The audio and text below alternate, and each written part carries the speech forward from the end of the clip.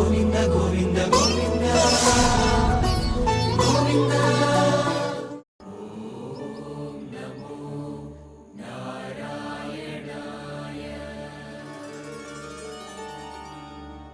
ఓం నమో వెంకటేశాయ. శ్రీ విష్ణు సహస్రనామ మాధుర్యం అనే ధారావాహిక శీర్షిక 70వ ఘట్టం దాటి 71లోకి అడుగు పెట్టబోతోంది.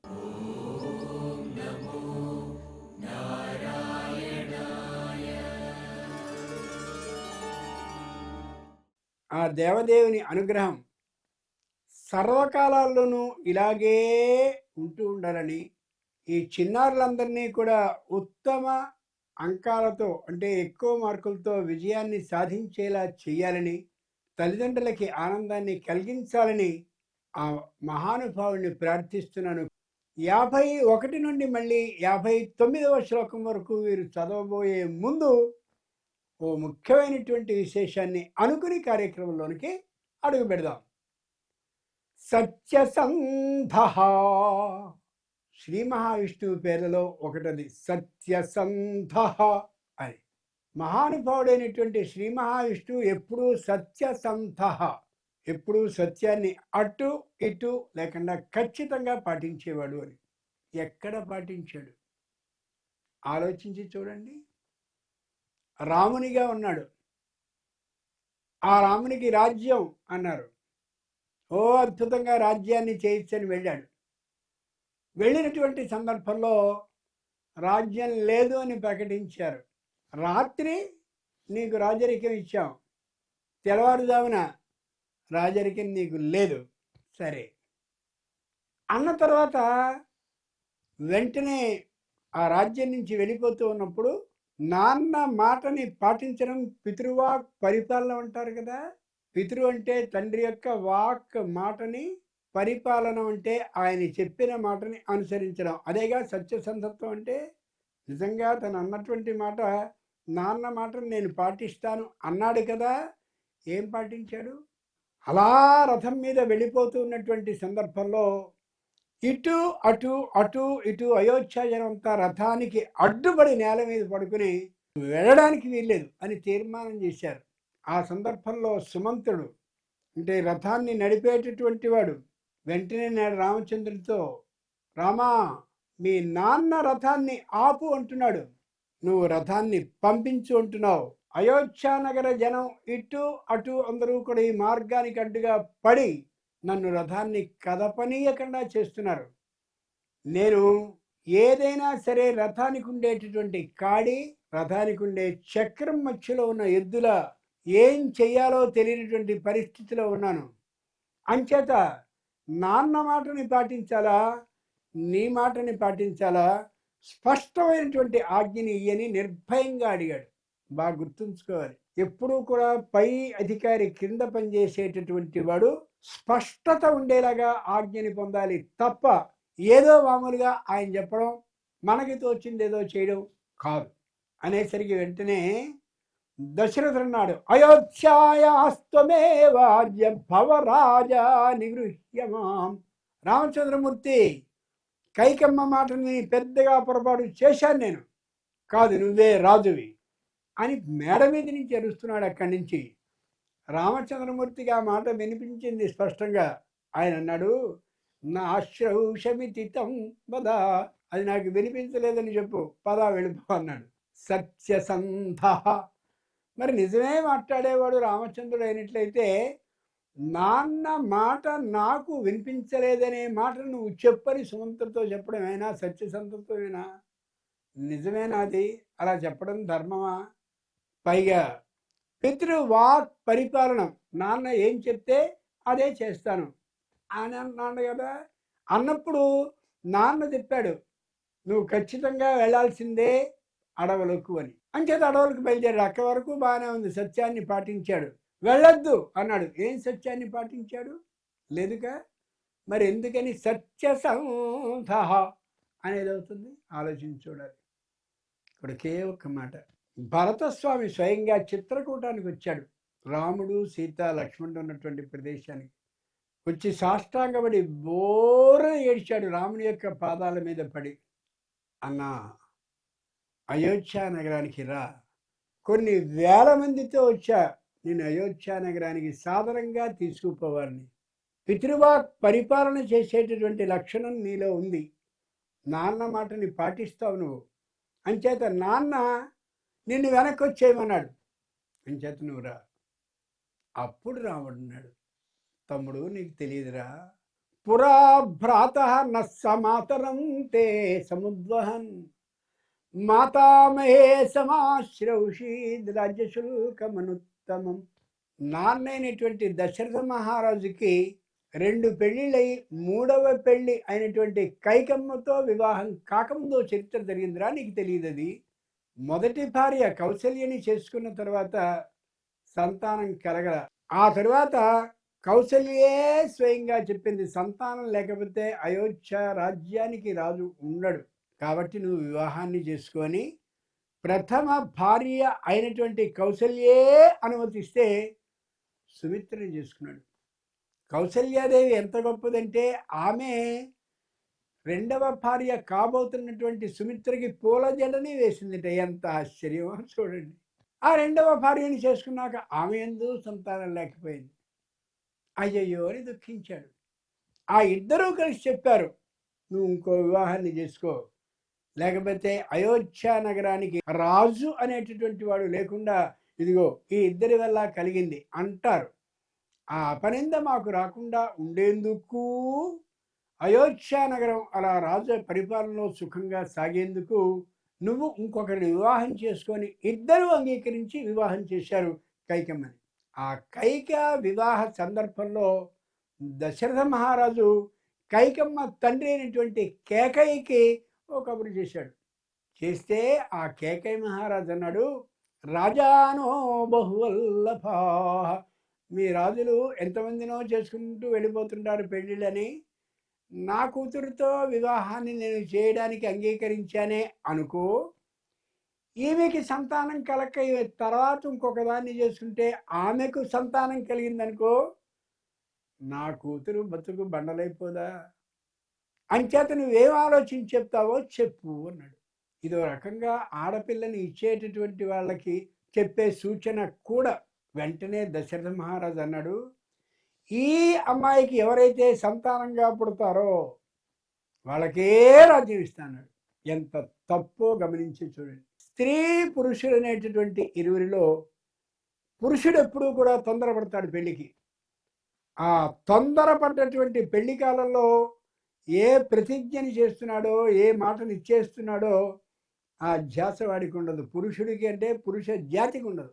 ఆడవాళ్ళు చాలా తెలివైనటువంటి వాళ్ళు ఆలోచనలో. అనేసరికి కేకే మహారాజు, నిజమేనా? ఖచ్చితంగా నిజం.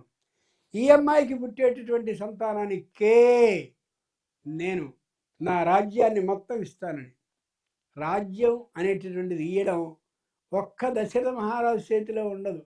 80 ఒప్పుకున్నాక మాత్రమే ఆ రాజ పదవిని అధిష్ఠించడానికి అతనికి అనుమతి లభిస్తుంది. ఇచ్చేస్తాడు. తమ్ముడు అదిరా, పురా భ్రాత నమతారం మాతరం. అవేళ ఆ ప్రతిజ్ఞ చేశాడే నాన్న, ఆ ప్రతిజ్ఞ చేసిన కారణంగా ఎవర్రా రాజు కావాల్సింది?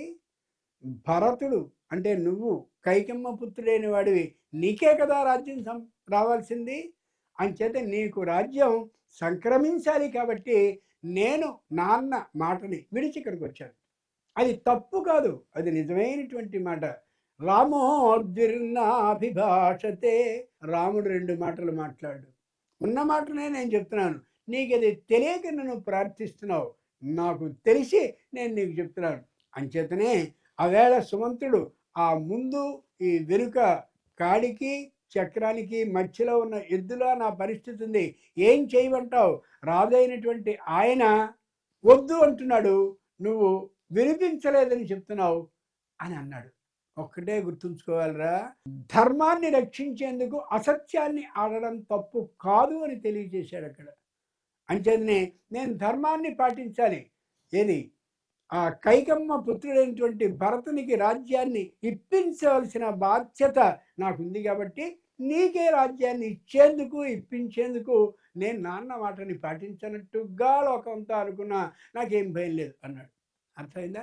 సత్యసంధ, ధర్మాన్ని రక్షించే సందర్భంలో ఒకవేళ అసత్యాన్ని ఆడితే నేరం కాదు. కత్తులతో గోవుల్ని వాటిని నరికేటటువంటి వాళ్ళు ఉంటారు ఒక జాతి.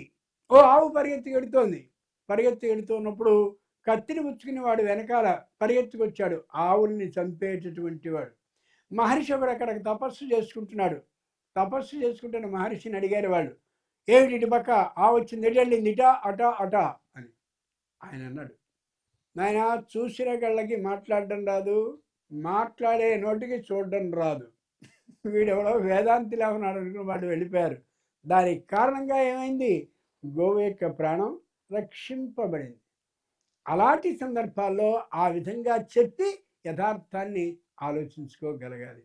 ఇది సత్యసంధ అనేది. ఇప్పుడు మళ్ళీ మీరు 51 నుంచి 59వ శ్లోకం వరకు గట్టిగా చదవండి. ఆ చదివిన తర్వాత మరో విశేషాన్ని అనుకుందాం. ప్రారంభించండి. ధర్మకృద్ధర్మీ సదసక్షరమక్షరం అవిజ్ఞాతా సహస్రాంశుర్విధాతా కృతలక్షణః తపస్తి నేమిః సత్వస్థ సింహో భూతమహేశ్వరః ఆదిదేవో మహాదేవో దేవేశో దేవభృద్గురుః ఉత్తరో గోపతిర్గోప్తా జ్ఞానగమ్యః పురాతనః శరీరభూతభృద్భోక్తా కపీంద్రో భూరి దక్షిణః సోమపోమృతపః సోమః పురుజిత్ పురుషత్తమః వినయోజయ సత్యసంధో దాసారः శాశ్వతాం పతిః జీవో వినయితా సాక్షి ముకుందో అమిత విక్రమః అంభో నిధిరనంతాత్మా మహోదతిశయోంతకః అజో మహాయ స్వాభావ్యో జితామిత్ర ప్రమోదనః ఆనందో నందనో నంద సత్యధర్మా పరివిక్రమః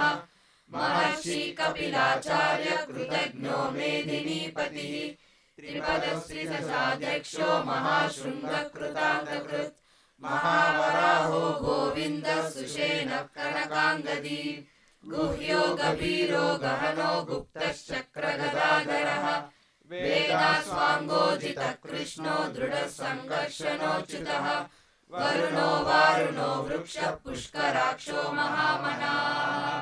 మనకి విష్ణు సహస్రనామాన్ని వింటూ ఈ మాధుర్యాన్ని అనుభవిస్తూ ఒక ప్రశ్నని అనుసంధించారు. కార్తీక మాసంలో తెల్లవారుజామునే స్నానాలు చేయాలంటారు, అలాగే మాఘమాసంలో కూడా స్నానాన్ని చేయాలంటారు. ఈ ధనుర్మాసం ఏదైతే గడిచిందో అప్పుడు కూడా స్నానాన్ని చెయ్యాలి అని అన్నారు. ఇలా చలికాలంలో చన్నీళ్ళని చేయమని ఏమిటి ప్రాణం తీయడం మమ్మల్ని? మరి స్నానం చేయలేని వాళ్ళ పరిస్థితి ఏమిటి? మా మామగారికి 90 ఏళ్ళు, నాకు 50 ఏళ్ళే అయినప్పటికీ కూడా విపరీతమైన ఉబ్బసంతో బాధపడుతున్నాను. మా బతుకు ఎలా తెల్లారాలి? ఎంత మంచి ప్రశ్న చూసారా? సరైనటువంటి ప్రశ్నని సరైన కాలంలో సరైన విధంగా అడగడం అంటే ఇదే. ఎంత గొప్ప మాట అది! ప్రాచీనులైనటువంటి వాళ్ళు, ముఖ్యంగా ఋషులు, బాగా ఆలోచించి మాత్రమే సమాధానాన్ని చెప్తారు తప్ప అందరూ ఖచ్చితంగా మునగాల్సిందే చన్నీళ్ళలో అని చెప్పరు. అప్పుడు 90 ఏళ్ల ముసలావిడిని కానీ నీళ్లలో ముంచినట్టయితే పండగ జరగదు, మరేదో జరుగుతుంది. అది మంచిది కాదు. అంచేత స్నానాన్ని 7 విధాలుగా చేయొచ్చు అని చెప్పారు వాళ్ళు. 7 విధాలుగా. ఆపోహిష్టాధిభిర్మాంత్రం ఆపోహిష్టామయో భువ తాన ఊర్జే దధాతన మహే రణాయ చక్షసే యోవ శివతమో రసస్తస్య భాజీతే హనః ఉషధీరవ మాతరః తస్మా అరంగమామవో యక్షయాయ జిన్వథ ఆపో జనయథా జనః.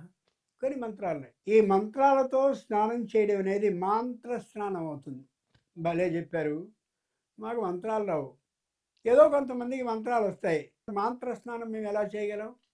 చెయ్యమని చెప్పట్లా, స్నానాల్లో ఉన్న విధానాలని భేదాలని చెప్తున్నాం. ఇది. రెండవది గోరజసా వాయవ్యం. ఆవు తానుండేటటువంటి ప్రదేశంలో తిరిగినప్పుడు ఆ గిట్టల కింద కొంత ధూళి ఉంటుంది, అంటే దుమ్ము. ఆ దుమ్ముని కొంత తీసుకుని తెల్లవారుజామునే లేచి స్నానం చేయడానికి శారీరకమైనటువంటి రోగం ఒక అవరోధంగా ఇబ్బందిగా ఉంటే ఆ గోరజస్సు అంటే ఆవు గిట్టల కింద పడ్డటువంటి కొద్ది ధూళిని తల మీద వేసుకున్నట్టయితే స్నానం చేసిన దాంతో సమం అవుతుంది. దాన్ని వాయవ్య స్నానం అంటారు. అంచేత అలా చేయి. మా ఇంట్లో కుక్కలు తప్పండి గోవులు అస్సలు లేవు, మేమంతా గొప్పవాళ్ళం అని కానీ నువ్వు అన్నట్టయితే సరే అయితే మంచిదే. భస్మన అగ్నేయం, ఏ శంకరునికి నిత్యము చేసేటటువంటి భస్మం అయితే ఉంటుందో ఆ భస్మం కానీ కొంత ఉంచుకుని ఆ భస్మాన్ని తల మీద ఆ స్నానం చేసేటటువంటి సమయంలో వేసుకున్నట్టయితే భస్మన ఆగ్నేయం, దాన్ని ఆగ్నేయ స్నానము అంటారు. ఓహో మంచి అవకాశం ఉంది కాబట్టి నేను స్నానం చేయగలిగిన శక్తి ఉన్నా ఆరోగ్యం బాగా ఉన్నా నేను ఇదిగో ఈ ఆవు గిట్టల కింద ఉండే దుమ్ముని వేసుకుంటాను, లేదా భస్మాన్ని వేసుకుని స్నానం చేసి స్నానం అయిపోయిందని అనుకుంటాను. అలా కాదు. ఆ అవకాశం లేనటువంటి సందర్భంలో ఇవి చేయమన్నారు తప్ప అవకాశం ఉన్నప్పుడు మాత్రం ఇవి సరైనది కాదు. భస్మన అగ్నేయం వినరా? అంతేకాదు ఆతప ఆతపం, అంత శరీర ఆరోగ్యం దెబ్బతినే పరిస్థితిలోనే నీకు ఉన్నట్లయితే ఆతప ఆతపం, ఎండ పడేటటువంటి చోటుకి వెళ్ళి అక్కడ కాసేపు నిలబడి సూర్యుని యొక్క కిరణాలు నీ మీద పడేలా చేసుకున్నట్లయితే అది ఆతపస్నానం అవుతుంది. ఆతపస్నానం అంటే ఎండలో నిలబడ్డం. మనకి ప్రకృతి ఆశ్రమాలకు కానీ వెళ్ళినట్లయితే ఆతపస్నానం అని చేయిస్తూ ఉంటారు. ఇది చాలా ముఖ్యమైనటువంటిది. ఇది కూడా అర్థమైంది. అసలు మేము అపార్ట్మెంట్లో ఉంటున్నాం, మాకు సూర్యుడి యొక్క దర్శనమే జీవితానికి కాదది. అది కావాలంటే 9 అంతస్తులు దిగాక అక్కడెక్కడికో వెళ్ళాలి అని అలా చెప్పినట్టయితే అది మంచిదే. నీకు అది కుదరకపోతే ఇంకో చిన్న మార్గం ఉంటుంది. ఏమిటది అంటే స్పష్టంగా నువ్వు ఏదైతే చేయబోతున్నావో అలా ఒకసారి నీళ్లలో మునిగి అవతలకు వచ్చేయి. నీళ్ళలో ఒకసారి అలా మునిగి అవతలకు వచ్చేయి, మొత్తం తుడిచేసుకో. అది కష్టమైనటువంటి పని కాదు. జలావగాహో వారుణం, నీళ్ళలో ఒకసారి మునిగి రావడం ఏదైతే ఉందో అది వారుణ స్నానం. చాలామంది ఇలా చేయిస్తూ ఉంటారు, నీళ్ళలో మునిగి రావడం. అక్కడ దాంట్లో ఎక్కువసేపు ఉంటే కదా నీకు అనారోగ్యం వస్తుంది. నీళ్ళలో ఒకసారి మునగడం, ఇంకా ఒళ్ళంతా తుడిచేసుకోవడం. యువతలకు వచ్చిన తర్వాత వేడి ఎలా వస్తుందో దానికి సంబంధించిన యంత్ర సాధనాలు చాలా ఉన్నాయి, అది పెట్టుకున్నట్టయితే ఇబ్బంది ఏం కలగదు. అలా చేయి. జలావగాహో వారుణం. అలాగేనండి. కానీ ఒకటి, నేను మామూలుగా స్నానం చేశాను, పూజ చేసుకుందాం అని అనుకునేటటువంటి సమయానికి ఏదో మలమూత్రాల విసర్జన ఏదో చేయవలసిన పరిస్థితి నాకు వచ్చింది. మరి నేనేం చేయాలి? ఎంత దూరం ఆలోచించారో మహర్షులు ఆలోచించండి. అటువంటి సందర్భంలో నాభేరథ ప్రక్షాళనం ఊర్ధ్వమార్ద్రవాస సమ్మర్జనం కాపిలం, బొడ్డు నుండి క్రింది భాగం వరకు కూడా పూర్తిగా శరీరాన్ని స్నానం చేయించేసి ఊర్ధ్వం ఆర్ద్రవాసస ప్రక్షాళనం, ఈ పై భాగాన్ని బొడ్డు పై ఉన్నటువంటి భాగాన్ని తడిగుడ్డతో తుడుచుకున్నట్లయితే ఇలాంటి సందర్భాల్లో దోషం రాదు. దాన్ని కాపిల స్నానం అంటారు. ఇంకోటి కూడా ఉంది, ఈ పైన ఎక్కడో ఏదో దెబ్బ తగిలింది శరీరానికి, దానికి నీళ్లు ఏమాత్రము తగలడానికి వీల్లేదని వైద్యుడు అన్నాడు. అప్పుడేం చేయాలంటే అప్పుడు కూడా అంతే, ఈ బొడ్డు నుండి క్రింది భాగం వరకు స్నానాన్ని చేయించి ఎక్కడైతే దెబ్బ తగిలిందో అక్కడ జాగ్రత్తగా ఏమాత్రము నీళ్లు తగలకుండా ఉండేలా మిగిలిన భాగాన్ని అంతటినీ కూడా తడిగుడ్డుతో కానీ తుడుచుకున్నట్లయితే కాపిల స్నానం అవుతుంది. సరే, మరి బాగా అర్థమైంది. ఇన్ని స్నానాల్లోకి ఉత్తమమైన స్నానం ఏది? మనం ఎంత నీచమైన ఆలోచనలు కలిగిన వాళ్ళం. ఇన్ని అవకాశాలు నీకు ఇచ్చారు కదా, ఏ స్నానం గొప్పది? చాలామంది అడుగుతూ ఉంటారు మామూలుగా, ఏమండి ఏ దేవుడిని అడిగితే వెంటనే పనులన్నీ అయిపోతాయి అని. ఇది లాటరీ కాదు, ఇది తప్పు కాదు. ఇది ఏ దేవుడిని అడిగితే అన్ని పనులన్నీ అయిపోతాయా? ఏ దేవుడిని అడిగినా పనులు కావు. మనం మంత్రం జపం చేస్తే, విష్ణు సహస్రనామం పారాయణం చేస్తే అవుతుంది తప్ప ఏది చదివేసేస్తే అయిపోతుంది, ఏ దేవుడు చేస్తే అయిపోతుంది అని చెప్పి ఆ దేవుడు వచ్చాడు కాబట్టి వాళ్ళని చేద్దాం, చాలా తప్పైనటువంటి మాట. ఉత్తమం మానసం స్నానం విష్ణోస్మరణ పూర్వకం. ఏ స్నానాన్ని నువ్వు చేస్తున్నప్పటికీ కూడా విష్ణోస్మరణపూర్వకం. విష్ణువుని స్మరిస్తూ చేస్తే ఆ స్నానం అన్ని స్నానాలకి గొప్పది. గోవిందా అంటూ ములిగావనుకో, అది నిజమైన స్నానం. నీ ఇష్టం వచ్చినటువంటి విష్ణు సహస్రనామాల్లో ఏదో మంత్రాన్ని లేదా మొత్తాన్ని అలా చదువుకుంటూ స్నానం చేయి, అది గొప్ప స్నానం. శరీర ఆరోగ్యానికి ఇబ్బంది కలగకుండా ఉండేలా ఆ మొదటి స్నానాలు, శరీరం ఆరోగ్యవంతంగా ఉండి స్నానాన్ని చేయగలిగినటువంటి సందర్భాల్లో దాంట్లో మునిగి యువతలకి రావడం. శరీరానికి ఏదైనా దెబ్బ కానీ తగిలినట్లయితే బొడ్డు నుండి క్రింది భాగం వరకు స్నానం చేసి ఈ పైన తుడుచుకోవడం, అదొక స్నానం. ఒకవేళ ఏదైనా కాలకృత్యాలు కానీ తీర్చుకున్నట్లయితే ఆ విధంగా చేయడం, అదొక స్నానం. అన్ని స్నానాల కంటే గొప్పదైనటువంటి స్నానం శరీరం ఆరోగ్యవంతంగా ఉన్న సందర్భాల్లో గోవిందా అనడం కానీ, విష్ణు సహస్రనామ స్తోత్రాన్ని చదువుకుంటూ కానీ స్నానాన్ని చేయడం ఏదంతో అది ఉత్తమ స్నానం అని చెప్పి, ఉత్తమం మానసం స్నానం విష్ణోస్మరణ పూర్వకం, దాన్ని ఉత్తమ స్నానం అన్నారు. అర్థమైందా? ఇన్ని విధాలు 7 విధాలైన స్నానాలు చెప్పారు, కానీ ఎక్కడ ఎగ్గొట్టు అని చెప్పాల. అంచేత ఖచ్చితంగా ఇలా చేసినట్టయితే అది నిజమైన స్నానం. ఇది అడిగినటువంటి ఆమె చాలా గొప్ప ప్రశ్న అడిగారు. విష్ణు సహస్రనామంలో ఈ జరిగేటటువంటి మాధుర్య కార్యక్రమంలో ఈ వంకతో శ్రీ మహావిష్ణు అనుగ్రహంతో మంచి ప్రశ్నని వారు వేశారు. అలాగే ఎవరైనా ప్రశ్న వేస్తే తప్పక సమాధానాన్ని ప్రమాణబద్ధంగా మాత్రమే చెప్తామని తెలియచేస్తూ, మళ్ళీ మీరు ఒకసారి 51వ శ్లోకం నుండి 59వ శ్లోకం వరకు గొంతు పెంచి మాత్రమే చదవండి. ఎందుకు ఇన్నిసార్లు చదివిస్తున్నానంటే, గట్టి పడాలి అని అన్నట్టయితే మార్గాన్ని వేసినప్పుడు మళ్ళీ ఇంకోటి మళ్ళీ ఇంకోటి మళ్ళీ ఇంకోటి అలా 4-5 సార్లు వేసి మార్గాన్ని గట్టి చేస్తారు. అందుకోసం మీ చేత అలా చేయిస్తున్నాను. ఒక్కసారి ప్రారంభించండి. ధర్మకృద్ధర్మీ సదసక్షరమక్షరం అవిజ్ఞాతా సహస్రాంశుర్విధాతా కృతలక్షణః గభస్తి నేమిః సత్వస్థా సింహో భూతమహేశ్వరః ఆదిదేవో మహాదేవో దేవేశో దేవభృద్గురుః ఉత్తరో గోపతిర్గోప్తా జ్ఞానగమ్యః పురాతనః శరీరభూతభృద్భోక్తా కపీంద్రో భూరి దక్షిణః సోమపో మృతపః సోమః పురుజిత్ పురుషత్తమః వినయోజయ సత్యసంధో దాసారః సాత్వతాం పతిః సంధో వినయోజయ సత్య ఒత్తు మళ్ళీ చదవండి. వినయోజయ సత్యసంధో దాసారః సాత్వతాం పతిః జీవో వినయితా సాక్షి ముకుందో అమిత విక్రమః అంభో నిధిరనంతాత్మా మహోదతిశయోంతకః అజో మహాధ స్వాభావ్యోజితా మిత్ర ప్రమోదనః ఆనందో నందనో నంద సత్యధర్మా త్రివిక్రమః మహర్షి కపిలాచార్య కృతజ్ఞో మేదినీపతిః త్రిపదస్థిత సాధ్యక్షో మహాశృంగ కృతాంతకృత్ మహావరాహో గోవింద సుషేణ కనకాంగదీ గుహ్యో గభీరో గహనో గుప్తశక్రగదాధరః వేదాస్వాంగోజిత కృష్ణో దృఢ సంఘర్షణోచ్యుతః వరుణో వారుణో వృక్ష పుష్కరాక్షో మహామనాః. మేదినీపతి దాంట్లో కనిపిస్తుంది కదా. మేదిని అంటే భూమి, మేదినీపతి అంటే భూమికి భర్త అని అర్థం. శ్రీ మహావిష్ణు స్వరూపుడైనటువంటి వెంకటేశ్వర స్వామికి అందరూ భార్యలు అనగానే పద్మావతీదేవి భార్య, అలాగే తిరుచానూరులో ఉండేటువంటి పద్మావతీ దేవితో పాటు భూదేవి ఒక భార్య అని చెప్తారు.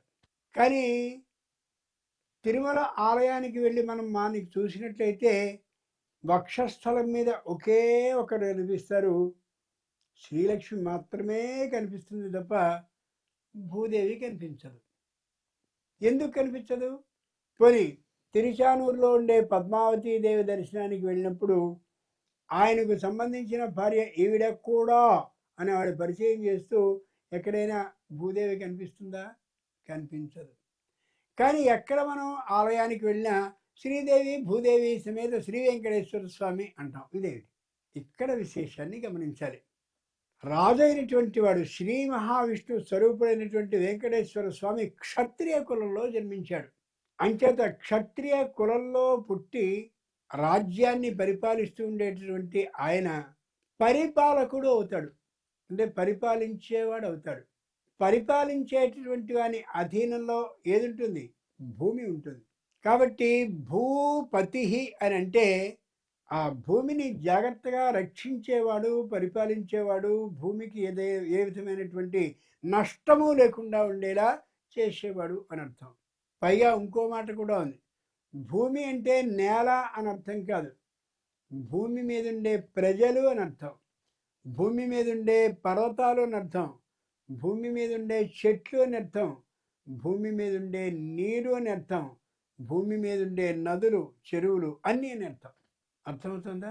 అంచేత భూపతి, భూదేవీపతి, భూపహ ఇవన్నీ ఒక అర్థం. అంటే ఏంటి? భూమిని రక్షించేవాడు, భూదేవికి భర్త అంటే భూమిని జాగ్రత్తగా పరిపాలిస్తూ ఉండేవాడని. ఈ భూమిలో ఎవరికి ఏ ఇబ్బంది కలిగినా బాధ్యతని వహించవలసినటువంటి వాడు ఆయనే అవుతాడు. అంచేతనే భూమి మీద నీరు సరిగా రాకపోయినా, అలాగే భూమికి సంబంధించినటువంటి వ్యక్తులు ఎందరైతే ఉన్నారో భూమి మీద ఉండేవాళ్ళు, వాళ్ళందరికీ అనారోగ్యాలు కలుగుతూ ఉన్నా రక్షించవలసిన బాధ్యత రాజుదే. అందుకని భూదేవి పతి అంటే భూదేవి మెడలో తాళిగట్టి పెళ్లి చేసుకున్నవాడు అని అర్థం కాదు. భూపతి అంటే భూమిని పరిపాలించేటటువంటి వాడు కాబట్టి ఆ భూదేవికి భర్త అవుతారు తప్ప శ్రీదేవి మాత్రమే ఆయనకు భార్య. భూదేవి ఎక్కడా భార్య కానీ కాదు. అది వృత్తిరీత్యా సంక్రమించినటువంటి విధానం. ఇది నిజంగా వివాహరీత్యా సంక్రమించినటువంటి విధానం. వివాహరీత్యా పద్మావతీదేవి, ఆ వృత్తిరీత్యా భూదేవి. చూశారు కదండి. శ్రీ విష్ణు సహస్రనామ మాధుర్యం అనే ధారావాహిక శీర్షికలో అనేకమైనటువంటి లౌకిక విషయాలు కూడా వెళ్ళడానికి కారణం ఆ దేవదేవుని అనుగ్రహం మాత్రమే అని తెలియజేస్తూ 71 దాటి 72లోకి వెళ్ళబోతున్నామని సానందంగా ప్రకటిస్తూ ఆ వెంకటేశ్వరునికి సాష్టాంగపడుతూ ఓం నమో వెంకటేశాయ.